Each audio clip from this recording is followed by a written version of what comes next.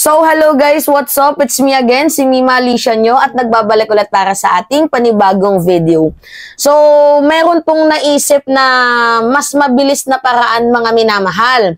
Itong si former Senator Antonio Trillanes para nga po ma-impeach ng madalian itong si Sara Duterte. But anyway, itong usapin na to mga minamahal, sobrang init po talaga nito. Yung impeachment para dito kay Sara Duterte. Amoy na nga po mga minamahal. Lalo pat pinapakita niya na sa mamamayang Pilipino na ka-impeach siya. Dahil unang-una, lumobo yung usapin sa betrayal of public trust, lumobo din yung usapin sa graft and corruption, at etc. Marami pa mga minamahal. To the point nga na itong si Trillanes ay meron pong 22 article of impeachment hawak na mismo ni former Senator Antonio Trillanes. So habang dumaraan mga minamahal, ang bawat araw or sabi na lang natin minuto, segundo, oras, habang dumadaan po yun, mas lalo pong nakikita ng mamamayang Pilipino na itong si Sara Duterte ay mararapat na lamang natanggalin sa kanyang pwesto dahil alam naman natin na makapal ang muka ng ating OVP, ng ating Vice Presidente, hindi talaga yan magre-resign. So kailangan mayroon pong magpalakad ng impeachment case against sa kanya kasi makapal yung mukha niya eh. Biruin niyo mga minamahal, yung huling ginawa niyang pambababoy is a plenary deliberation. 'Di ba na kung saan dinidinig po, na kung saan hinihiring yung OVP budget for 2025. Buong plenary na yun mga minamahal Tapos ano yung ginawa ni Sara Duterte? Instead na dumalo, instead na i-defend yung budget niya, instead na tawag dito, ipaliwanag yung budget niya mga minamahal, ano yung ginawa ni Sara Duterte? O nandoon sa Calaguas Island, o nag-swimming ba?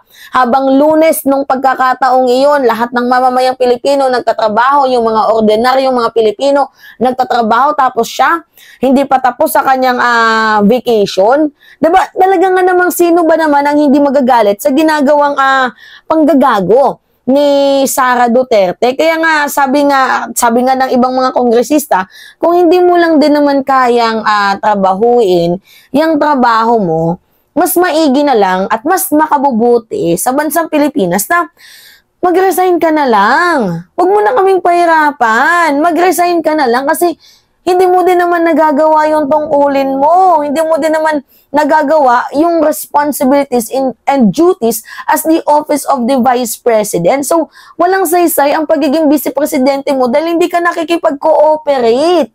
Diba yan yung sabi sa kanya ng mga kongresista? Pero kagaya nga ng sabi ko sa inyo mga minamahal, itong si Sara Duterte po ay makapalang muka. Inom muna tayo mga minamahal. Makapal ang mukha ng ating Vice Presidente. Pinatunayan niya po talaga sa mamamayang Pilipino na siya po ay pinalaking spoiled brat. Diba? Mahilig mong bastos. Kaya nga yung 300 plus na mga kongresista, siguro yung mga one half dyan, basta yung kalahati sobra, galit dyan kay Sara Duterte. Yan yung aking nafe-feel. Kaya nga mga minamahal, kung i-pursue man ni former Senator Antonio Trillanes yung 22 article of impeachment na yan, kasi kailangan dyan ng one-third vote, I think mga minamahal, madaming susuporta kay Trillanes. Lalo pat ang daming mga kongresista ang baboy na po sa ginagawa ni Sara Duterte. So paano ba mga minamahal yung process ng impeachment? So ganito, ang impeachment po, sa pagkakalam ko kasi hindi naman ako lawyer, ay manggagaling po yan sa House. Manggagaling po yan sa House of Representative or sa Kamara. After manggaling sa House of Representative or Kamara, rerekta po yan sila sa Senate. So yung Senate naman po, yung magiging impeachment court. Pero mga minamahal, itong process na binabanggit natin ay medyo matagal to. Yung ginawa ni Trillanes, yun yung easiest way. Mamaya, ipapaliwanag natin yan. So, paano gagawin yung natural way of impeachment? So, dapat mayroong kahit isa lang, isang kongresista ang mag-file ng impeachment or kung hindi man kongresista, isang member of the House. Kung hindi man member of the House, mga minamahal, citizen, kahit sinong citizen, mga minamahal, ay pwede pong mag-file ng impeachment kay Sara Duterte as long as kung ikaw ay citizen, meron kang endorsement ng House. So kung nakakuha ka ng endorsement ng House, kunyari, private citizen ka, diba? Nakakuha ka ng endorsement ng House, re-recta na kayo dyan, mga minamahal, sa Justice Committee. Kasi yung Justice Committee, mga minamahal, sila po yung yung mag-deform ng sufficiency and substance. 'Di ba? Mga minamahal, kung meron nga bang probable cause, 'di ba, na ma-impeach itong si Sara Duterte. So kapag nakitaan ng probable cause, mga minamahal, ihihiring po 'yan dito sa sa Justice Committee. At kapag nakitaan ng ng sufficiency at substance, dito na po yung mga ngalap ng boto, yung plenary. So, gaano ba kadami ang kailangan ng boto ng plenary? Ang kailangan po dyan is yung 1/3 vote. 1/3 vote ng plenaryo, mga minamahal. Matagal pa kasi hearing, di ba? Matagal na process yan, mga minamahal. O, hanap ng isang kongresista, after nun, mag-hearing, ilang araw pa yung gugugulin doon. After na mag-hearing, hanapin yung substance, yung sufficiency, yung probable cause. Mahabang process, mga minamahal, sa totoo lang. Yung natural way of impeachment. Pero dahil nga itong ginawa ni Trillanes, meron na siyang hawak na na 22 article of impeachment. So, ang kailangan na lang dyan ni Trillanes, ito yung easiest way, mga minamahal, di ba may hawak na, kahit basahin nyo yan sa rules ng impeachment, section 3, article 4. Kahit basahin nyo yan, mga minamahal, itong si Sara Duterte, meron pong easiest way para ma-impeach, lalo pat sa ginawa ni former Senator Antonio Trillanes. Ano nga ba yung ginawa ni former Senator Antonio Trillanes? So, etong si former Senator Antonio Trillanes, mga minamahal, ay meron pong hawak. So, ano yung hawak niya? 22 article of impeachment. So, basahin nyo sa rule ng impeachment, mga minamahal, section 3, paragraph 4, na nakasulat doon na kailangan meron pong impeachment complaint, tapos makakuha ng 1/3 vote. So, meron na nga pong impeachment complaint, mga minamahal, at hawak na po yun ni former Senator Antonio Trillanes. So, ang kailangan na lang dito is yung 1/3 vote. 'Di ba? Hindi na yung isa na magpa-file ng impeachment, hearing. Wala na yun, mga minamahal, kapag yung 1/3 ng mga kongresista ay pumirma dito nga po sa tinatawag na article of impeachment or impeachment complaint na inihain. So ngayon, ano nga ba yung mga hawak na alas ni Trillanes? Meron si Trillanes na 22 article of impeachment. So ang kailangan niya na lang dito is yung 1/3 vote. So malabo ba yun na makuha niya yung 1/3 vote, mga minamahal? Hindi po. Dahil nga ang mga kongresista ay galit na galit dito kay Sara Duterte. So, gaano ba kadami yung mga kongresista? 300 plus, 'di ba, mga minamahal? So 1/3 vote lang yung kailangan diyan. Sabihin na lang natin 120 na kongresista pumirma.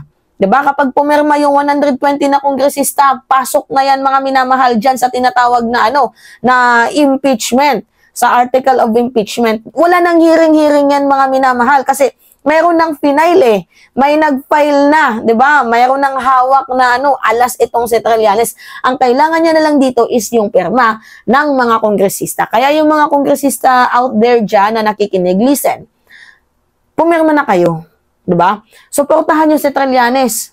Kasi wala namang sense ang ating wala namang sense itong ating OVP, itong ating Office of the Vice President. 'Di ba? So, yun po yung pinakamabilis na paraan, mga minamahal, is yung pangangalap ng pirma sa mga kongresista para po sa verified complaint. Kasi meron na pong complaint. So, ang kailangan na lang dito is yung pirma. Yun po yung naiisip ni Trillanes na easiest way para ma-impeach itong si Sara Duterte. Actually, mainit na usapin yan, mga minamahal.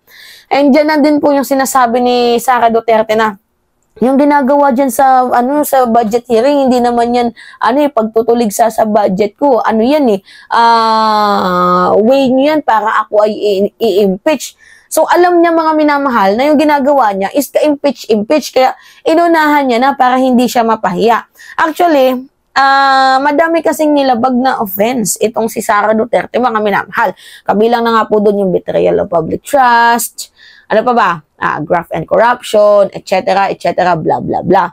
So, hindi ka din naman may impeach kung wala kang ginawang ka-impeach. Diba? Hindi ka may impeach kung wala kang ginawang ka-impeach.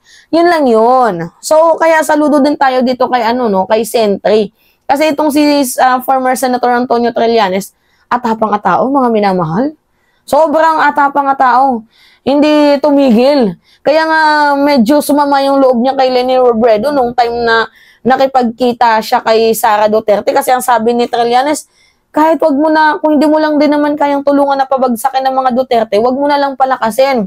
Nagmakaawa si Trillanes. And hoping naman sana that former Vice President Leni Robredo should listen sa pagkikare ni former Senator Antonio Trillanes. Kasi, my God, mga minamahal, napakahirap na maibalik sa pwesto, sa kapangyarihan, itong sila Duterte, lalo pat may may bahid na yan ng paghihigante once na makabalik yan sa pwesto, baka lahat nga yan sila papatayin ni Duterte, 'di ba? So, mahirap mga minamahal.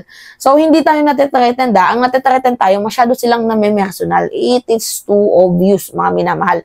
Madugo po silang lumaban. So, ngayon, habang maaga pa, gamutin kaysa sa lumala pa. Sabi nga ng iba, prevention is better than cure. Diba? So, suportahan natin itong si Trillanes. Anyway, mga minamahal, yun po. It's me again, si Mima Alicia nyo. At nagbabalik ulit na sa ating panibagong video. Maraming salamat, mga minamahal.